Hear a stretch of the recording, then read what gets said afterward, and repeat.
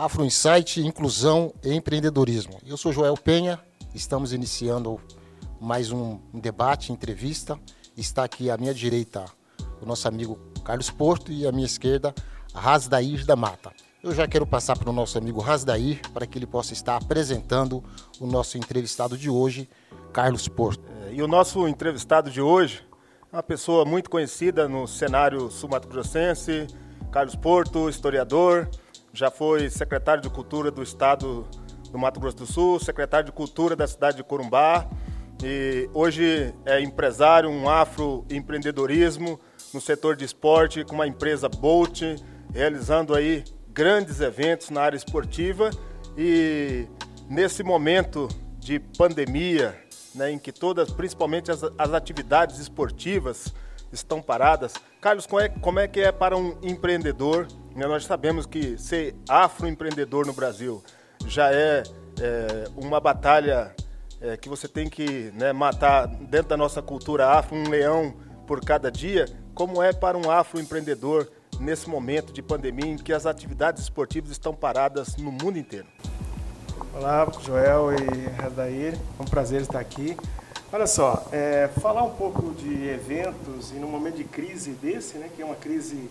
Nós no Brasil, diferente do mundo que vive uma crise de saúde, no Brasil a gente vive uma crise de saúde, de política e outras coisas mais que a gente não... que isso tem um atrapalho muito grande para qualquer organizador, para qualquer pessoa que é empreendedora. E para nós negros que ousamos, né, fazer um empreendimento na área de organização de eventos, na área da cultura e do esporte, também tem as nossas dificuldades.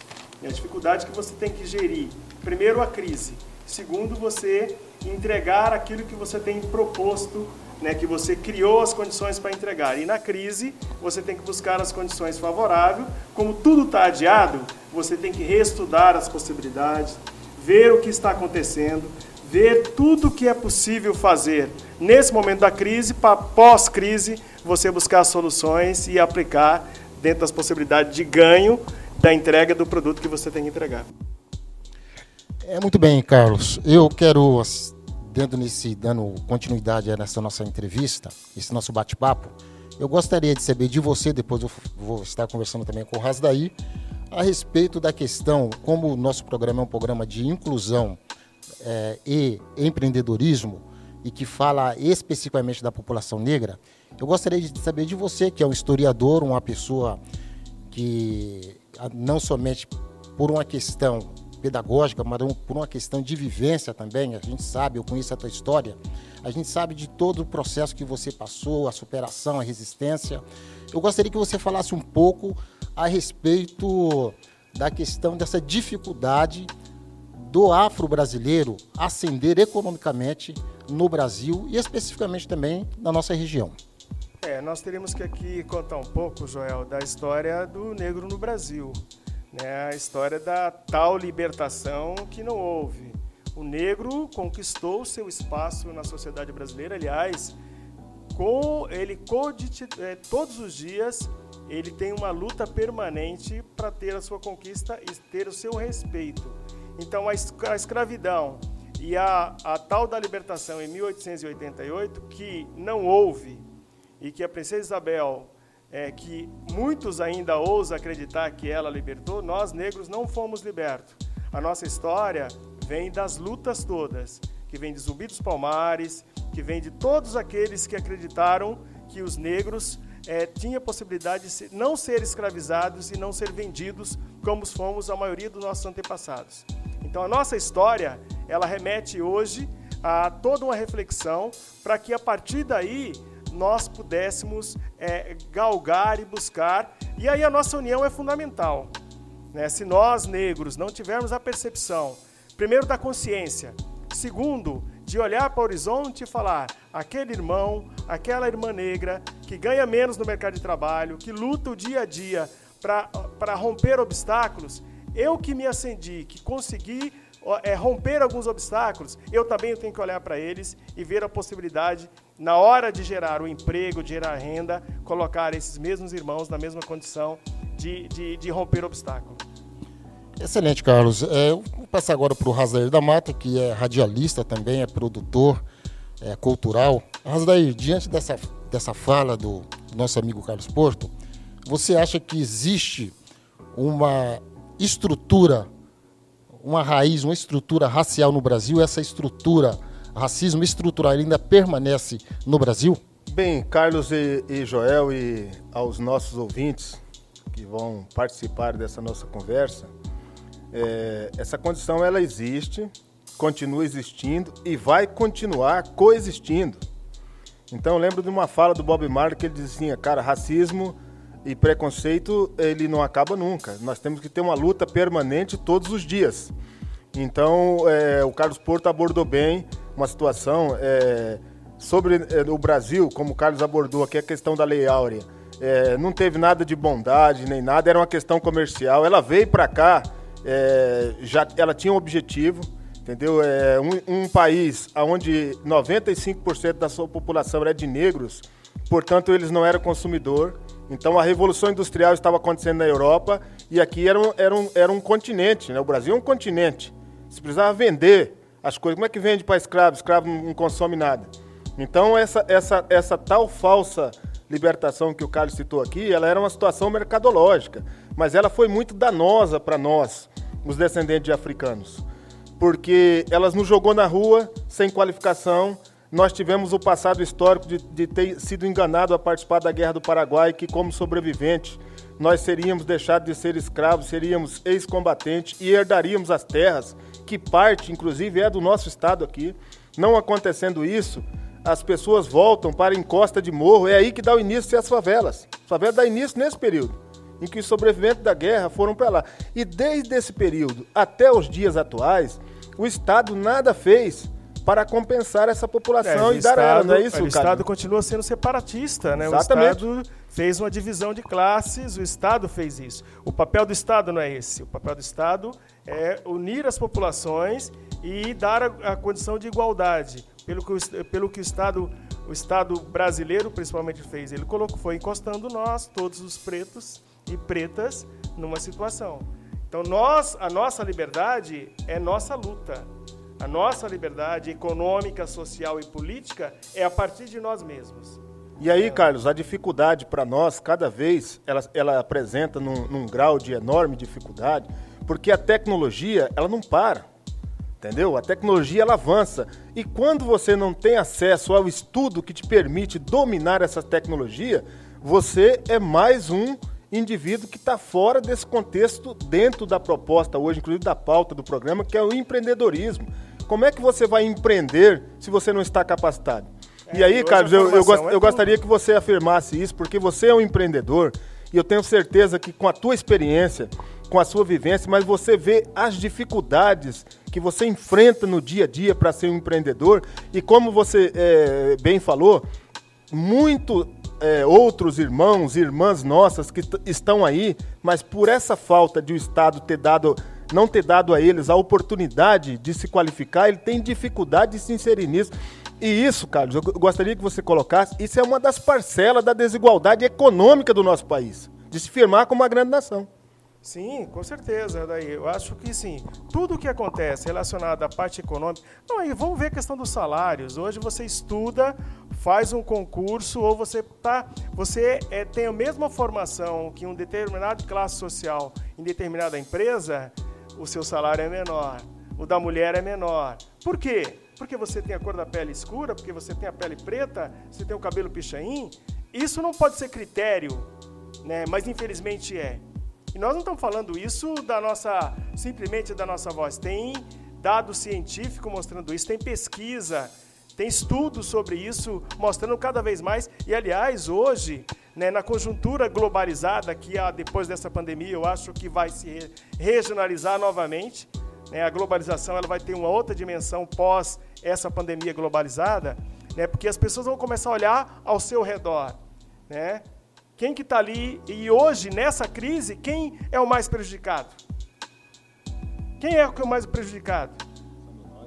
Né? Por quê? Por causa essa escala que o Estado determinou há quantos milhões de anos atrás? Aí que eu quero entrar, assim, Carlos. a respeito que seria a próxima pergunta, que seria a respeito do racismo institucional. Eu gostaria que você e o Rasdair falasse um pouco dessa questão do racismo, porque aqui Joaquim Nabuco ele já falava, não adianta acabar com a escravidão, é preciso enfrentar o seu legado. E também Rui Barbosa ele disse, a escravidão permanecerá por muito tempo como característica nacional no Brasil. Então, diante dessas duas falas, tanto de Joaquim Nabuco, que já previa essa questão, né, dessa desigualdade social que é provocada pela racial, né, eu gostaria que você e o Rasdair dissertassem em cima dessa questão do racismo institucional. Joel, há 33 anos atrás, completou agora, nós criamos aqui um grupo que ele é mãe e pai de todas as outras entidades do Movimento Negro no Mato Grosso do Sul, que é o Grupo Trabalho Estudo Zumbi. Quando o Grupo TEI surgiu, nós ouvimos assim das pessoas, vocês estão criando um grupo separatista, para combater o racismo não precisa criar um grupo, vocês são racistas ao contrário. Então, olha só, quando os negros se movimentam, né, porque lá atrás, quando o Zumbi se movimentou, para tirar os negros da escravidão e das senzalas que eles viviam lá, as rebeldias dos negros, todas as rebeldias onde tinha população negra. E aí, se você for olhar desde dos movimentos, as revoltas todas, Chibata, marinheiros, né? Então, vem todos aí, sempre tem uma questão, mas por que os negros estão fazendo isso? Sempre tem um questionamento, porque o racismo é tão institucional e ele está enraizado e ele continua forte ainda, porque e aí, nos últimos tempos, nós tivemos alguns avanços, mas avanços que você toda hora é questionado por isso. Mas por que tem que ter cotas? Por que tem que ter espaço diferenciado para negros, índios e até os deficientes, né, que não tinha condição de lutar e aí conseguiu esse espaço? Hoje é questionado. Então, o racismo só vai ser rompido na hora que a gente tiver cada vez mais negros, tiver consciência do seu papel na sociedade. E você meter o dedo, sim. Você tem que meter o dedo. Você não pode mais alguém discriminar você. A gente viu um caso agora, as piadinhas com relação à médica negra que ganhou um programa de televisão, um reality show que ganhou, e você viu os comentários nas paralelas. Como é que você vê? Esse é o racismo institucional. Não é só o racismo do Estado, é o racismo empregado na empresa, no meio social. Esse é o racismo institucional. Não é aquele racismo individual praticado, tem um racismo coletivo aí que as pessoas não admitem. Que o Rasdair faz um programa de rádio, que você faça um programa de televisão, que o Carlos possa organizar, aquele evento. O Carlos foi gestor de turismo, foi gestor de cultura, mas quem é esse cara? Por que ele? Então essa pergunta sempre foi muito presente e quando o negro se acende.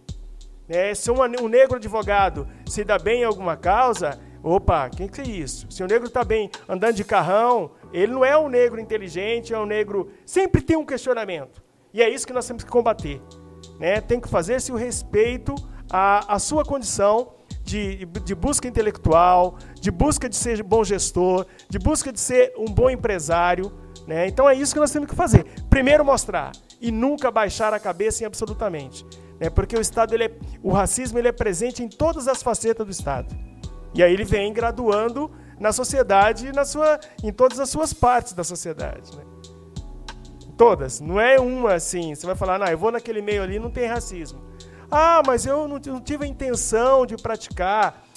Por que você tem o cabelo, seu cabelo é comprido assim, desse jeito, Rastafari? Então, os questionamentos são sutis, mas é tão forte quanto aquele apropriado. Então, assim, ele está ramificado, que você está dizendo que o racismo ele se ramificou. Sim, o racismo hoje ele não tem um setor da sociedade que fala, não, a alta sociedade discrimina o preto, o pobre. Não, o racismo ele está impregnado. Você vai numa UPA, num determinado bairro, você vai lá, vê o formato que um preto é atendido.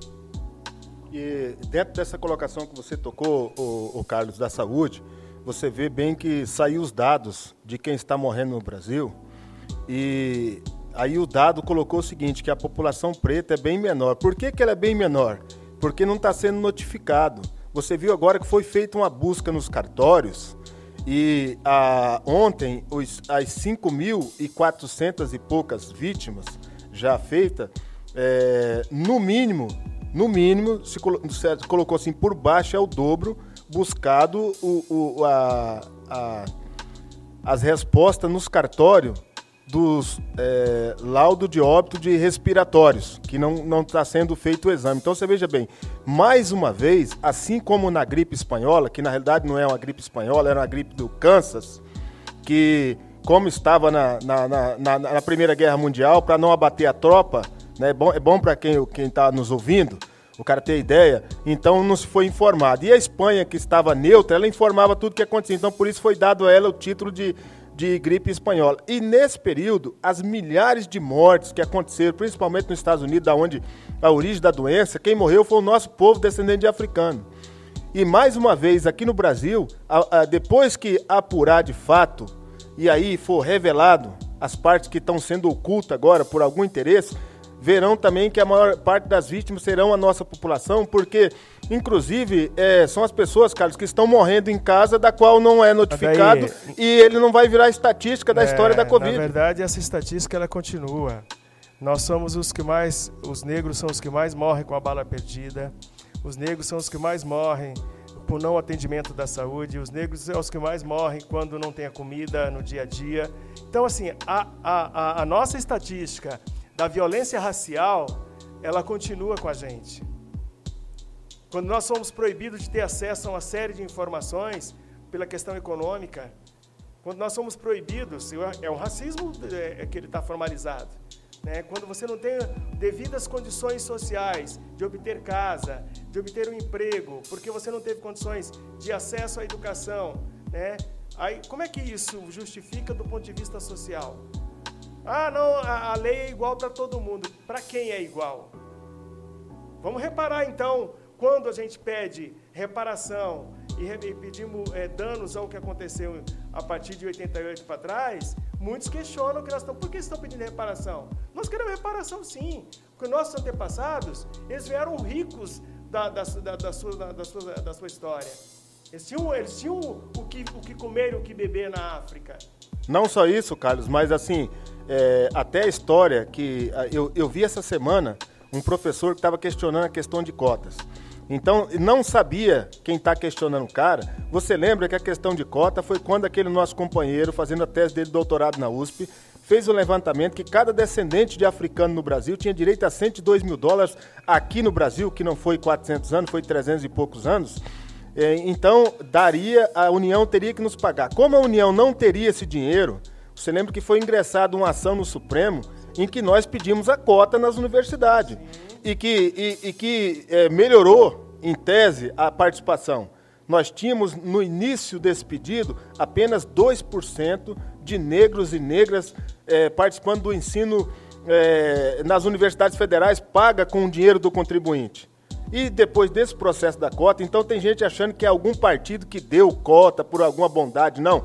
Foi uma luta nossa que nós ingressamos, porque a União não tem como nos pagar essa indenização, que é uma indenização, Carlos, são 400 anos construindo as grandes cidades da Babilônia. Não só isso, a fortuna que o capitalismo acumula hoje, muita gente só tem essa fortuna, já que nós estamos falando de empreendedorismo, esses caras só têm essa fortuna pela nossa mão de obra. 400 anos, cara, trabalhando como escravo. Essa riqueza foi em função de muita luta. E aí, Carlos, você vê que agora, por que há no mundo, principalmente agora essa pandemia também, ela veio escancarar isso, que é o capitalismo em decadência, sem saber para onde ir. Porque a forma da escravização continua, né? Hoje nós somos apenas trabalhadores escravos da Babilônia, sem correntes, sem os grilhões no pescoço, mas continuamos sendo escravizados. Mas aquela forma que eles tinham dos 400 anos, que não tem agora, então eles não sabem para onde ir. Então eu gostaria que você desse uma pontuada nisso aí, entendeu? Não, eu concordo com você. O que nós estamos vivendo hoje, e aí nós, negros, aí eu quero apelar direto para essa população negra, que são microempreendedor, que tem o seu negócio, que é empreendedor, né? Nós temos bastante negros já hoje que busca por sua resistência e conta própria, né? E às vezes tem a dificuldade de obter o crédito, porque ele não chega lá de paletó no banco, bem vestido, às vezes ele chega lá de chinelo mesmo, mas ele é empreendedor, ele tem seu mercado lá no bairro, ele tem a sua condição de fazer as coisas acontecer. E aí, essa questão visual pega muito. Viu, Carlos? Principalmente as mulheres negras, que na maioria são donas de salões de belezas. Sim, nossas irmãs. Nós temos muitas. Não, eu estou te falando, nós temos uma população hoje já, vamos falar das coisas boas também, né? Nós temos muitos negros já empreendedor, mas tem que se ver como empreendedor. Eu fui essa semana fazer a revisão do meu carro. O rapaz da recepção, né, que fez a recepção do meu carro para fazer a revisão, vou só contar um parênteses, ele era negro. Aí eu falei, você sabe por que eu escolhi você para...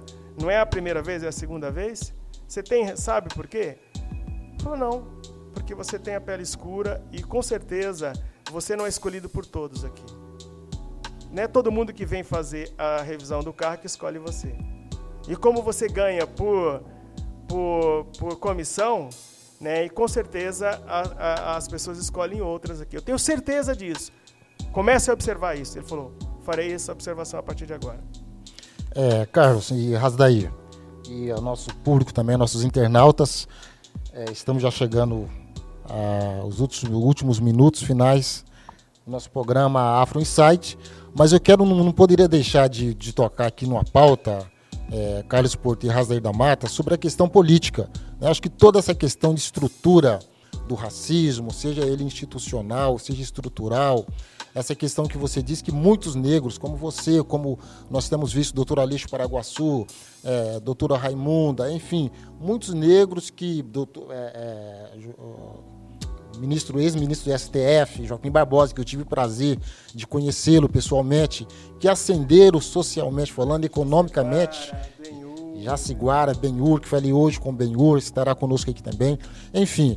Mas existe uma camada muito grande, Carlos, de um público, como você disse, essa pessoa que te atendeu, que está no mundo da invisibilidade. E eu creio assim que a política, através de ação de políticas públicas, nós podemos reverter esse quadro.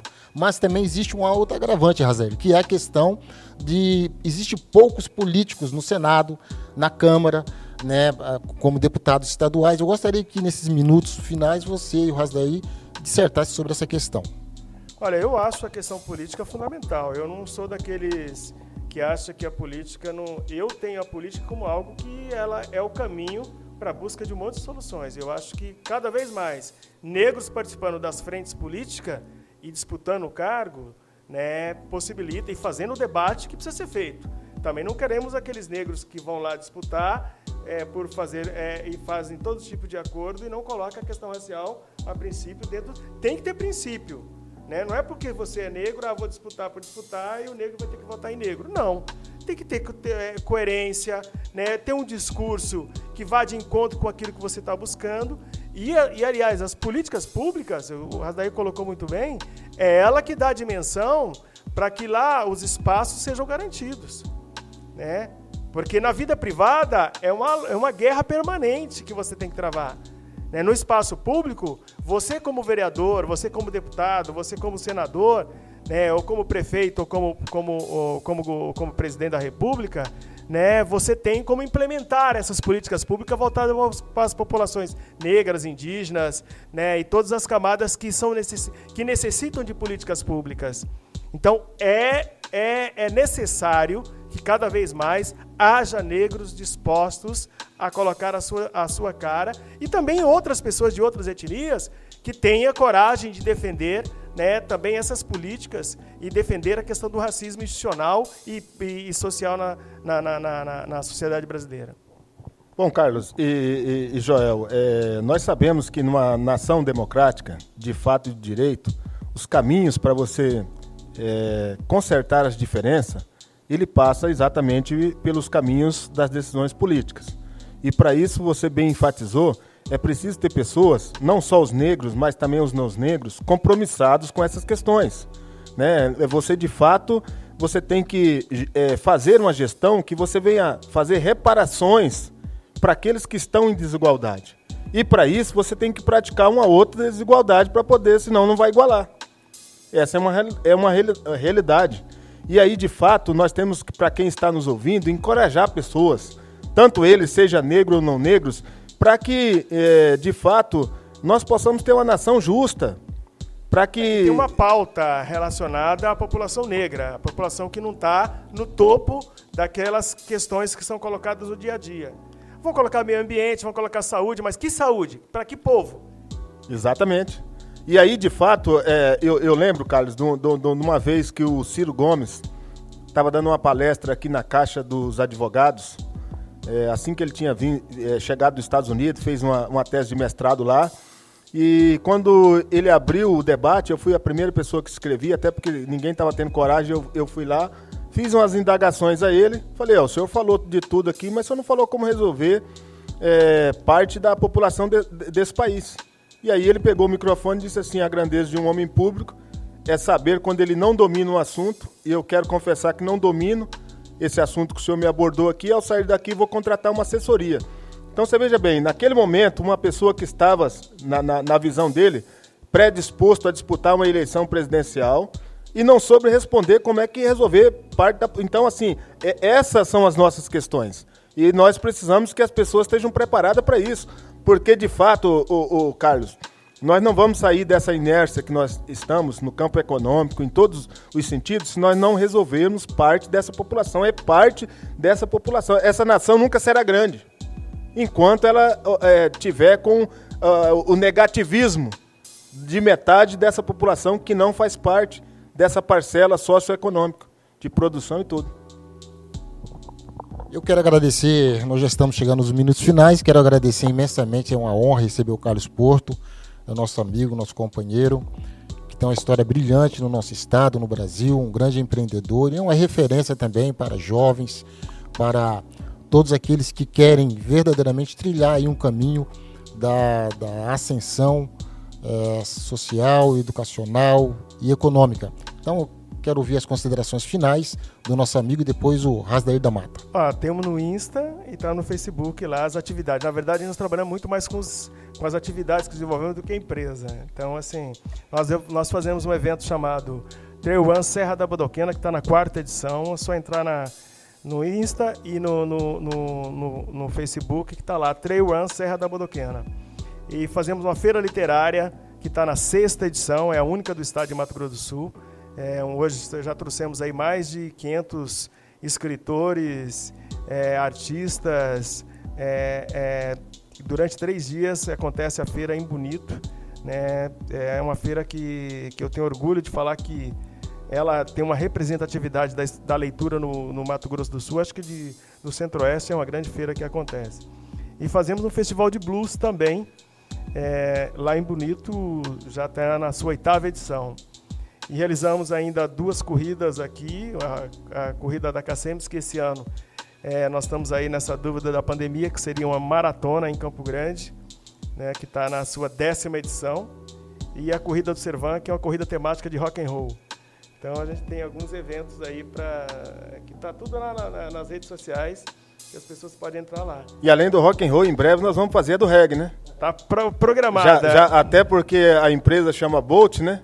Não tem Entendeu? Como não então, ser, né? Então temos um raio de luz aí. Temos que fazer esse firmamento, né, isso, cara? Em breve. Exato. Aliás, isso, até já estamos no encerramento aqui, desculpa, estou passando um minutinho para falar. Em breve nós já até discutimos, daí nós vamos fazer um grande evento na área do reggae, então os regueiros aí fiquem atentos que, passando a pandemia, talvez o ano que vem, né? Porque esse ano vai ser pouco provável, mas já estamos discutindo já. Exatamente. E eu só para encerrar, eu quero dizer o seguinte... para você que está pensando em montar o seu negócio, eu sei que é um momento super difícil, né, mas engrandeça no sentido assim, é hora de eu me colocar, é hora de eu pensar o que fazer, não se esconda, é hora de você aparecer, né, e dizer para cada negro que está nos ouvindo, né, seja ativista dessa luta contra o racismo. Agradecemos a participação dos nossos convidados, Rasdair da Mata, radialista e também gestor cultural, e o nosso amigo também, Carlos Porto, historiador, empresário. E até a próxima entrevista, um abraço e até mais a todos os nossos amigos internautas.